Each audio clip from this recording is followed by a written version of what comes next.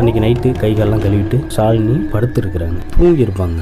தூங்கிட்டு இருக்கும் பொழுது அவங்களுக்கு என்ன ஆகுதுன்னு பார்த்தீங்கன்னா, அவங்க உள் உணர்வு என்னன்னு பார்த்தீங்கன்னா, பக்கத்தில் யாரோ உட்காந்து இருக்கிற மாதிரியே அவங்களுக்கு ஃபீல் ஆகுதுங்க.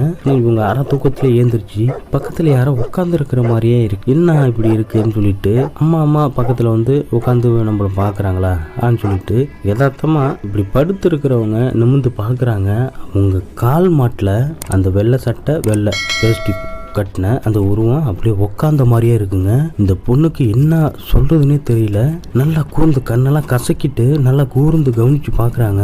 இவங்களுக்கு எப்படி இருக்குன்னு பாத்தீங்கன்னா, வெள்ளை வேஷ்டி வெள்ளை சட்டை அப்படிதான் தெரியுது. ஆனா முழுசா கை காலு முகம் எதுவுமே தெரியலங்க. இது என்னடா இப்படி இருக்குன்னு சொல்லிட்டு அப்பயுமே பயங்கரமா கத்தி இருக்கிறாங்க. கத்துனோன்னு டக்குன்னு அவங்க அம்மா அப்பா ஏந்திரிச்சு என்னாச்சுன்னு கேட்டோன்னா, அங்க பாரு நிக்கிறாங்க பாரு, அங்க நிக்கிறாங்க பாரு யாரோ ஆங்கிற மாதிரியே